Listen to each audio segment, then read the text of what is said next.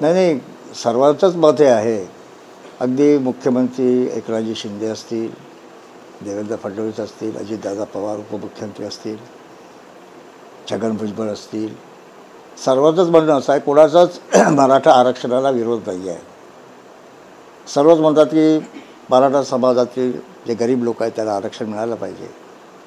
आमच्या people's Republican पक्षाची सुरुवातीपासूनची भूमिका आहे की मराठा समाजाला आरक्षण मिळालं पाहिजे. आता प्रश्न निर्माण होतो की ओबीसी समाजामध्ये आरक्षण. आता सरकार स्वतः म्हणते, काल तुम्ही वाशीला जरांगे पाटील साहेबांनी गुलाल उधळला, जवळपास आरक्षणाच्या संदर्भात जे आंदोलन त्यांनी केलं त्याला चांगलं यश मिळालं. पण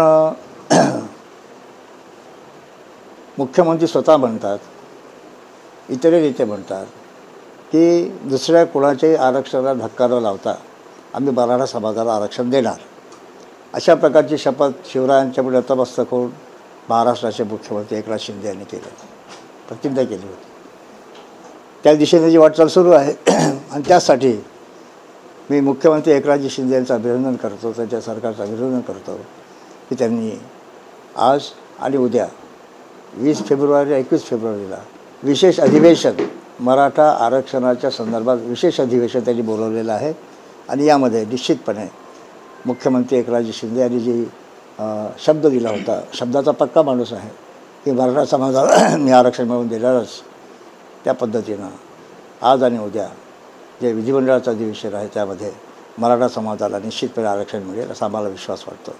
इतर कोणाच्याही आरक्षणाला धक्का न लावता मराठा समाजाला आम्ही आरक्षण देऊ आणि ते उद्या मिळेल असा मला विश्वास वाटतो. त्याच्यामुळे जी मराठा आरक्षणाच्या संदर्भामध्ये मुख्यमंत्री एकनाथजी शिंदे आणि त्यांच्या सरकारने जो पुढाकार घेतला त्याबद्दल एकनाथजी शिंदे त्यांच्या सरकारचं मी अभिनंदन करतो.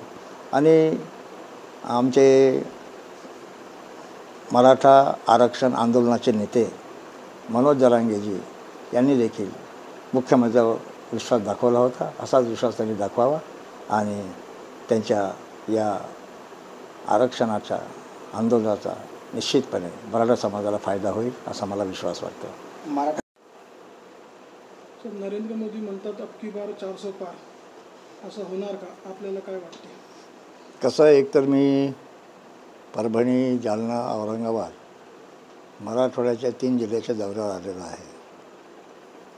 काल छत्रपती शिवरायांची जयंती आम्ही सर्वांनी अत्यंत भावपूर्ण वातावरणामध्ये साजरी केली. आपण जो प्रश्न विचारला की देशाचे प्रधानमंत्री नरेंद्र मोदी साहेब म्हणतात अब की बार 400 पार. प्रत्येक पक्षाला अधिकार आहे सत्तेवर येण्यासाठी. प्रधानमंत्री मोदी साहेब 400 पार जे म्हणतात त्यांच्या पक्षाचं टार्गेट आहे. ते टार्गेट प्राप्त करण्यासाठी ते सर्व स्तरावरून प्रयत्न करत आहेत. आता याचा निर्णय 400 पार की 400 आत, 400च्या आत या देशाची जनताचा निर्णय घेईल. निवडणुका तोंडावर आहेतच. त्या देशाची जनता काय तो निर्णय, कारण आम्ही जरी म्हणालो आता आमचे पीपल्स रिपब्लिकन पक्ष आहे, आम्ही म्हणालो कमीत कमी 15 आमचे खासदार निवडून येतील, पण शेवटी आहे कोणाच्या हातामध्ये? प्रयत्न करणं आमच्या हातामध्ये आहे, निकाल देणं जनतेच्या हातामध्ये आहे. तेव्हा नरेंद्र मोदींचा हा जो विश्वास ते दाखवत आहेत की अबकी बार 400 के पार, या देशाची जनता कसा प्रतिसाद देते त्यावर ते अवलंबून आहे. मराठा समाजाचं सर्व काय म्हणणार? मराठा सर्वेक्षण योग्य झाले आहे, आपले काय मत आहे? आता शिंदे समिती आयोग निर्माण केला, अहवाल सरकारकडे गेला आहे. या सर्व जे आयोग निर्माण झाले, मागासवर्गीय आयोग आहे, राज्याचा मागासवर्गीय आयोग आहे, मराठा आरक्षणाच्या संदर्भात न्यायमूर्ती शिंदे यांच्या अध्यक्षतेखाली समिती निर्माण झाली. या सर्वांचे अहवाल लक्षात घेऊन योग्य प्रकारचा सकारात्मक निर्णय मुख्यमंत्री एकनाथजी शिंदे आणि त्यांचं सरकार या विधानसभा अधिवेशनामध्ये घेईल असा मला विश्वास वाटतो. मनोज जरांगे पाटील हे मंडल आयोगाविरोधात न्यायालयात जाऊन तो रद्द करू असे म्हणत आहेत. मंडल आयोग रद्द होईल का? कसं काय रद्द होणार? कारण राज्यघटनेमध्ये तशा प्रकारची तरतूद करण्यात आलेली आहे आणि त्याच्यामुळे मी म्हटलं काय किंवा जरांगे म्हटलं की आणखी कोणी म्हटलं काय, मंडल आयोग हा संवैधानिक अधिकार या देशातील ओबीसी समाजाला मिळालेला आहे आणि संवैधानिक अधिकार ठेवावा की नाही ठेवावा याचा फैसला फक्त संसद घेऊ शकते. आलं का लक्षात? त्यामध्ये कायदा दुरुस्ती करावी लागेल, हे शक्य नाही आहे. कारण संपूर्ण देशामध्ये मंडल आयोग लागू झाला. महाराष्ट्र पहिलं राज्य आहे की मंडल आयोग महाराष्ट्रात लागू करण्यात आलं आणि ओबीसी समाजाला 27%, 52% ओबीसी समाजाला 27% आरक्षणाची तरतूद ओबीसी समाजासाठी मंडल आयोगाच्या बाजूने करण्यात आलेली आहे. त्यामुळे कोणत्याही परिस्थितीमध्ये कोणी किती प्रयत्न केले तरी मंडल आयोग कधी रद्द होऊ शकणार नाही, याचं भान सर्वांनी ठेवावं. आणि ही प्रवृत्ती बरी नाही ना, मला नाही तुला नाही घाल कुत्र्याला, ही भावना जर आपण ठेवून काम केलं तर कोणाच्याच पदात काहीच पडणार नाही.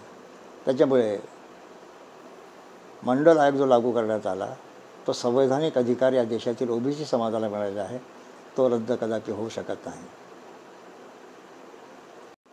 तर जालन्यात येण्याचे काय उद्देश? शिवजयंतीच्या निमित्तानं काल औरंगाबाद छत्रपती संभाजीनगरमध्ये आमच्या पक्षाच्या मराठवाडा स्तरावरची बैठक झाली कार्यकर्त्यांची आणि त्याच्यामध्ये येणाऱ्या लोकसभाच्या निवडणूक असेल, स्थानिक स्वराज्य संस्थांच्या निवडणुका असतील, विधानसभेच्या निवडणुका असतील, त्या संदर्भात अत्यंत सघन अशा प्रकारची चर्चा आमची झाली.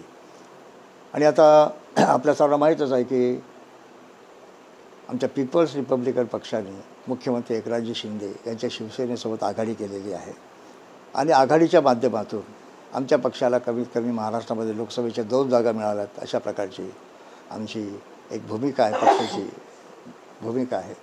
आणि येणाऱ्या लोकसभेच्या निवडणुकीमध्ये कमीत कमी 15 विधानसभेच्या जागा आमच्या पक्षाला मिळाल्यात आणि स्थानिक स्वराज्य संस्थांच्या निवडणुका ज्या आहेत, महानगरपालिका, नगरपालिका, यामध्ये देखील उचित प्रतिनिधित्व आमच्या पक्षाला मिळावं एवढीच आमची माफक अपेक्षा आहे.